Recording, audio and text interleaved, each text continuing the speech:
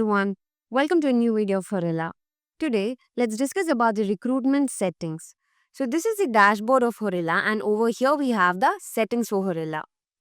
So in the settings we can find the recruitment under which we have three features such as candidate self-tracking, candidate reject reason and skills. So let's go to the candidate self-tracking. So the candidate self-tracking offers numerous benefits that improves both the candidate experience and the efficiency of the recruitment process.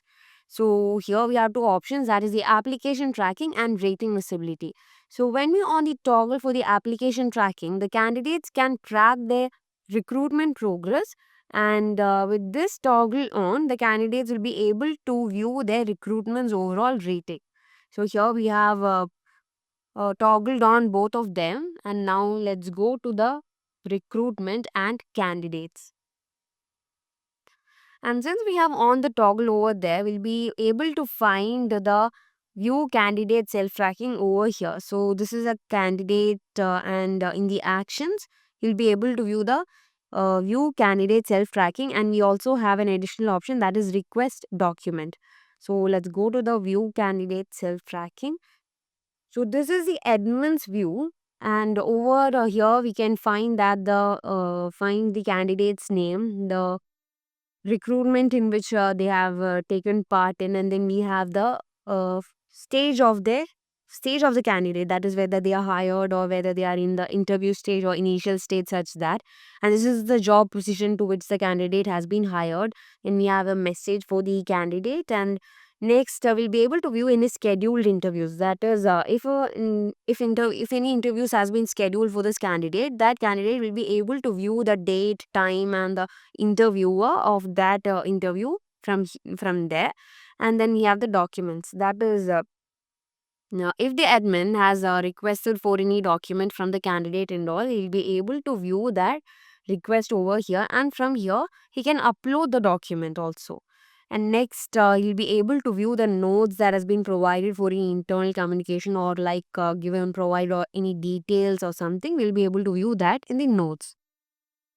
So now let's go back. And next we have the request document option. So let's click on the request document, and let's request a document from that candidate. So I'm providing the title over here as a certificate.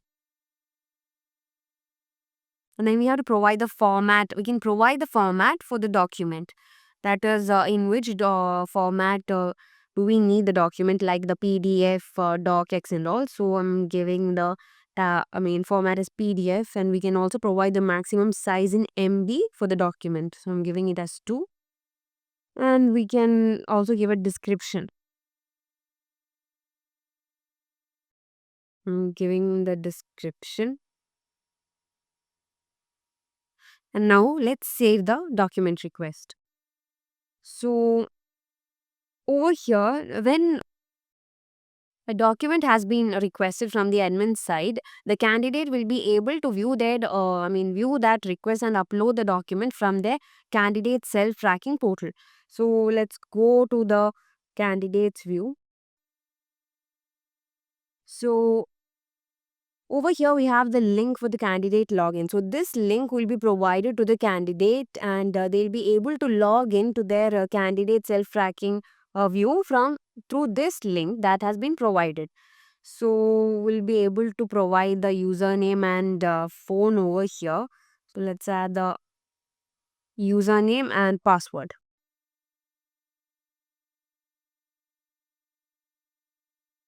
Let's click on sources. So the candidate has logged into their candidate self-tracking portal, and from here they'll be able to view all the details.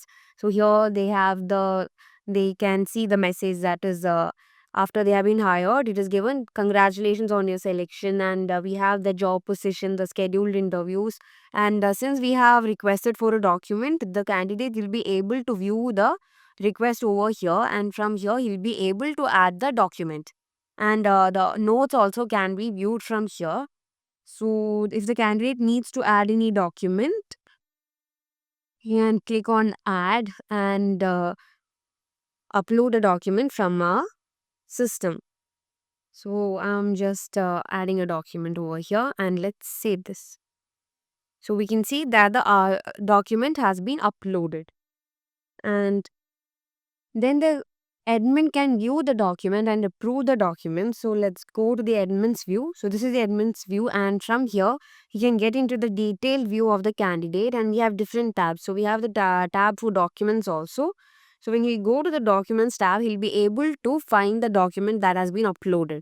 So he can view the document from here, and if he needs to approve the document, he can approve the document. And once we approve the document, it will be reflected over here in the candidate's self-tracking as approved. And now let's give notes to the candidate. So from from here, the admin will be able to give notes. So over here we have the notes tab, and from here, let's say the admin has to provide the notes for this candidate. I'm giving very good problem solving skill. And when we add this, the notes will be added over here. So the note that we have provided over here will not be visible from the candidate side. So let's go to the candidates portal and refresh. And we'll be able to find that that note doesn't appear over here. So now let's, and if we want that note to be viewed by the candidate, we can go back to the admin's portal, and from here we can just on this toggle so that the candidate can view this note. So when we on the toggle and let's go back and just refresh this, we'll be able to find the note from the candidate side. So this is the notes section, and now let's go back and let's discuss about the next feature in the recruitment settings.